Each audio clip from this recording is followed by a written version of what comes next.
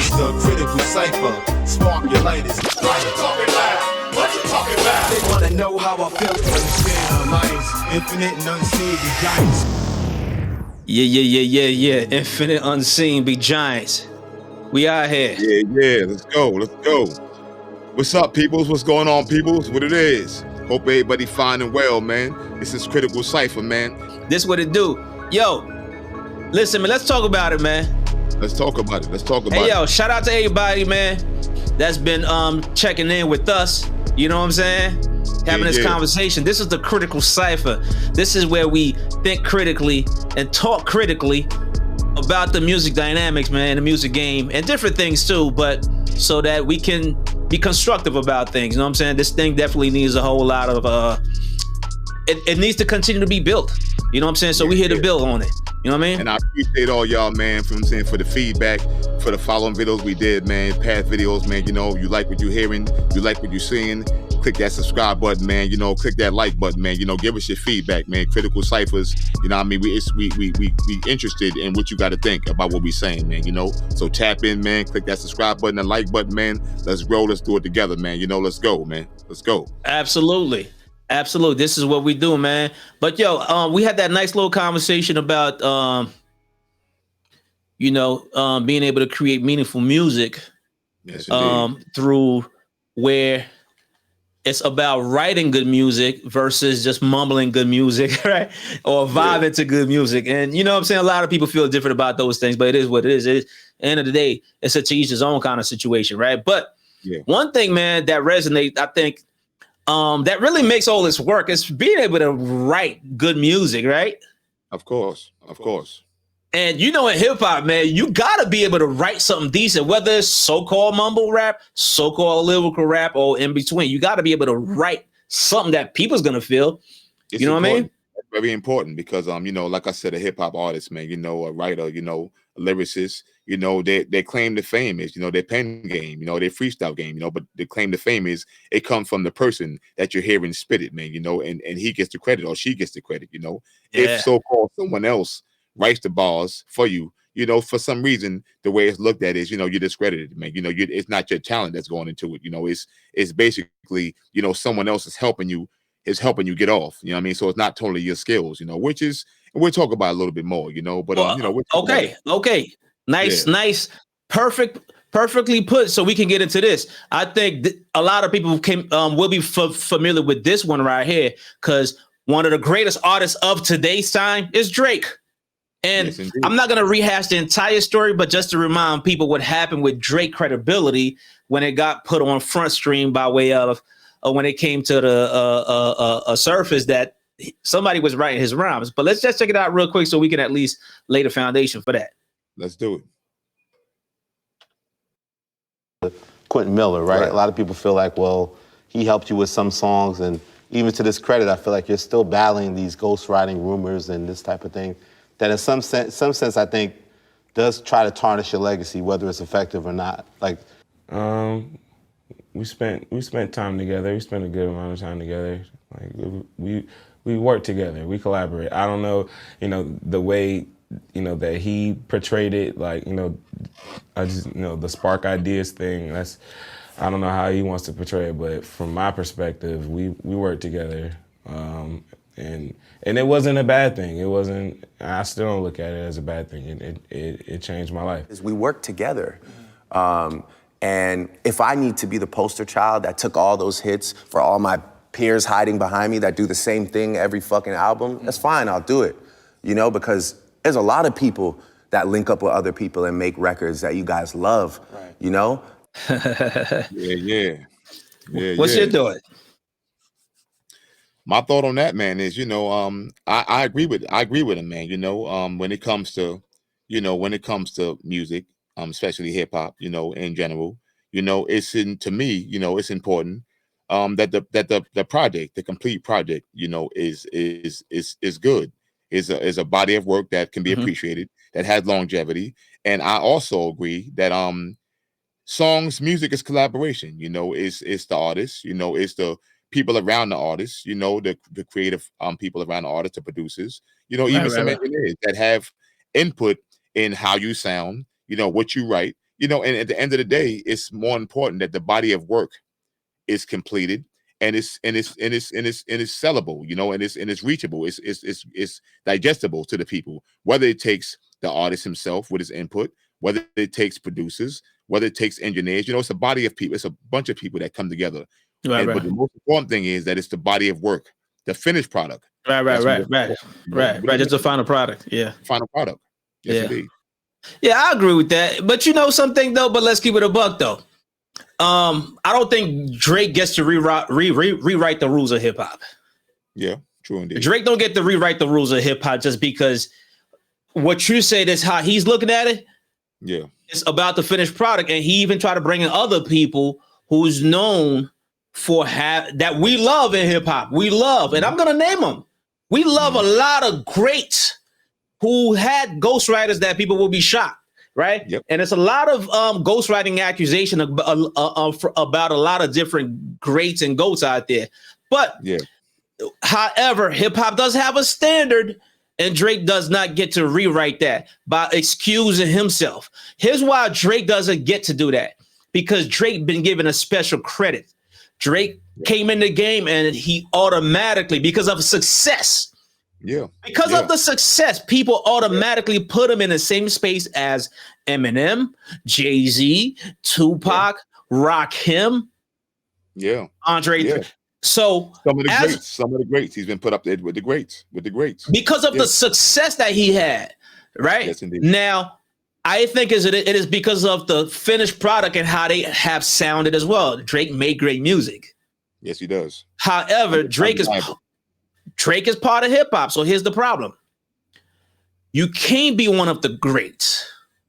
You can't be one of the greats if the rules of hip hop is, in order to be great, you have to be the person that's creating the greatness. True indeed. Greatness have to come from you. See, let me use an analogy. And last time I used an analogy, somebody has the audacity to think you're unable to use an analogy, but that's whatever. Michael Jordan couldn't have a white man with black skin playing his greatness of basketball game. Yeah, okay. Why he gets the credit. Okay. He has to play the game himself. True indeed. Somebody pretending to be Jordan couldn't be really playing a ball game, while the camera pretends it's him and he's really in the business. Somebody is playing ball. But to elaborate on what you're saying, and like I said, this is my opinion. This is my elaboration on it and my thoughts on it. You know, Jordan, as great as he was, you know, as great as he is, you know, scoring, dribbling, you know, assists. You know, he had role players. He had other people around him that performed the defense, that passed him the ball, you know, that made it possible for him to be great. Jordan himself couldn't win the games. It took coaching, certain direction. But but you're saying, okay, I'm with you. Go ahead. Continue. It took coaching, you know, it took training behind the scenes, you know, trainers. It took Scottie Pippen. It took Kukoc. It took different people around him that also assisted with the ball, that also played defense. You know, Dennis Rodman, one of the greatest defense players of all time. So what I'm saying is, as great as Jordan was, Jordan didn't win games by himself. Great. One-on-one, probably wipe anybody out one-on-one. But what I'm saying is, when it comes to the game, the finished product, Jordan was revered and put on top, but he had role players also that participated, that was inclusive in the greatness of Jordan was. You know, absolutely understood. But let me ask you this. Yeah. And I'm with you. That's the perfect point that I agree with and will support with the next video from Drake. But before that, could those people win MVP with him, or did he only win MVP based on how he performed on that court, that game, during that season, during that playoff? He won MVP. Okay. So hip hop is MVP games. It's not team games. We gonna address team games, but the first thing we need to address MVP here, because the greatness that is afforded to Drake, to Rakim, to Jay-Z, Tupac, Biggie, and all of that, and Nas, they play MVP games in this game. True indeed. So when we talk about MVP games, it's all about your particular performance that you doing in front of the public and the crowd, and people believing that this is your own A game that they are witnessing. Yeah. Yeah. Not the assist from the teammate. They not witnessing the assist. It's your performance that stands out, and that's hip hop. So that's why I'm saying Drake can't rewrite the rules of hip hop just because he became acknowledged as a great, just because he gets accolade as one of the great. So that's where the accusation did. It wasn't somebody trying to tarnish him. The facts came out. That's why when I played the video at first, you saw the kid admitted they were together. Then Drake admitted it. He tried to scapegoat it a little bit by putting it on other people, but the reality is, you know, other artists that did it too, but we talk about him. And people understood other people for what they liked them for. Yeah. We've been aware of ghostwriting for other artists before Drake became in the game. We were aware of ghostwriting since the 90s. Drake got in the game in 2011. You know what I'm saying? It's always been up to me. We've been aware of that. So Drake is not giving us a new revelation. He just needs to own stuff and deal with that, which he did because he couldn't get out of it, right? And this was all done by way of Meek Mill when they had beef. But let me support what you just said with this video, because I think you made an important point. But follow that, you're gonna see what I'm referring to the MVP as well. You know what I mean? Let's go. Music is a collaborative thing, you know. It's and I understand in rap, of course, in your comment section, it's a little different because we conduct ourselves, and I still associate myself in that community. We conduct ourselves by a few different rules. We tweak the rules a little bit in the sense that if it's a hook, it's okay. Yeah, it's like, you know, there's things like that, you know. But Drake is considered one of the best artists right now. He doesn't write a lot of his records, so be said, right? You wouldn't consider him a great rapper, one of the greatest? No, he's definitely great at what he do, and he's good, but he can't be the greatest rapper. Right. He great at the other stuff he do. Whether it's picking the raps to rap, picking the ghostwriters, picking the flows, the styles, the beats, the tone of voice, the way he could harmonize and come up with harmonies and melodies and probably add wild shit that the writers didn't give him. That's all talent. See, now with this point right here. Yes, sir. What Cassidy added behind that point, I think what we need to establish here, you have how artists need to be acknowledged by way of if you're gonna be mentioned in the greatness category, I think you have to show that you are the MVP. You are the MVP that developed this A game that you being given the credit for. So and again, we're using Drake, but this is a bigger conversation because this ain't really about whether you should have ghostwriter or not. We gonna bring this to a greater point, but we must first establish the rule of writing, the rule of being acknowledged as one of the greats. But personally, I'm on Drake's side, and I'm gonna show why I'm on Drake's side. Music is a collaborative thing, you know. It's and I understand in rap, music is a collaborative thing. This is your point to assist Rodman. Right? Or amount of time, Kobe and LeBron and them, you know what I'm saying? Yeah, and his team. LeBron, Shaq, you know, even though Shaq and Kobe, you know, what a 1-2, but they had role players. You know, they had a coach, they had Phil Jackson, they had a coach that gave them pointers, that assisted in they had the skill, they had the talent. That's true. We can't deny that Kobe and Shaq had the talent, you know, for the analogy, but they had Phil Jackson who had direction.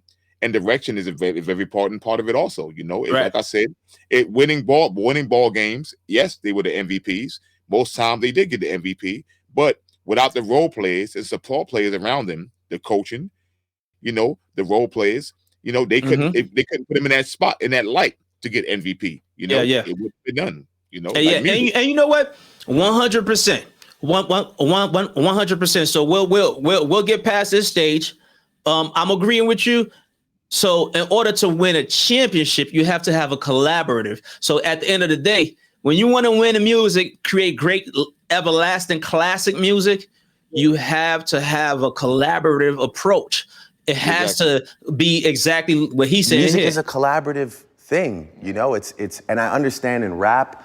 And we take it back to what Cassidy gave him the support for. Cassidy agrees with me saying Drake can't be considered one of the GOAT because it's the rule to hip hop that the MVP must come from you, not from assistants. You see what I'm saying? However, to your point, let's go to Cassidy again. So be said, right? You wouldn't consider him a great rapper, one of the greatest? No, he's definitely great at what he do. He's good, but great at what you do, not necessarily be the greatest writer or whatever. He's great at the other stuff he do.